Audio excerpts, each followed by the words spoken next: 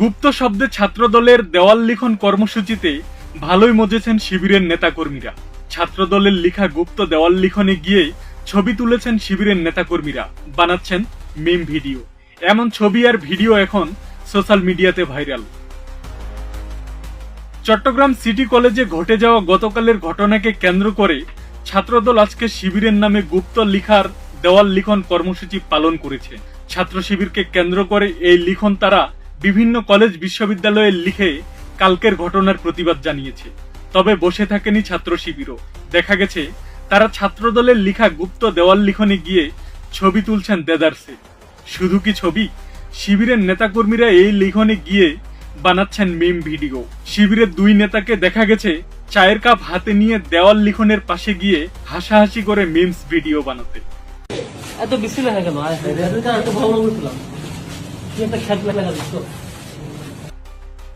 এদিকে ডাকসুর GS/SM ফরহাদ তো আরো এক ধাপ এগিয়ে গিয়ে ছাত্রদলের দেওয়াল লিখন কর্মসূচিকে রীতিমতো হাসির পাত্র বানিয়ে ফেলেছেন। এক ভিডিওতে তাকে বলতে শোনা যায়, এত বিশ্রী কেন, আয় হায় কি একটা খ্যাত লেখা লিখছে। এ সময় এটা নিয়ে তাদের হাসি ঠাট্টাও করতে দেখা যায়। SM ফরহাদ দাবি করেন, গতকাল সিটি কলেজের ছাত্রদল মূলত খেপেছে সিটি কলেজের শিবিরের সভাপতি তাদের দেওয়াল লিখনে গিয়ে হাসি মুখে ছবি তুলে ফেসবুকে আপলোড দিয়েছে এ কারণে।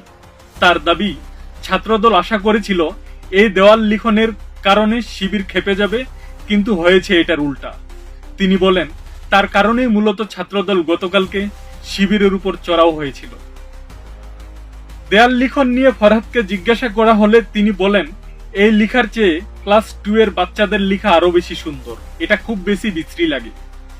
দেওয়ালে মূলত লেখা ছিল, গুপ্ত যাদের অবস্থান তাদের বাড়ি পাকিস্তান পাকিস্তান।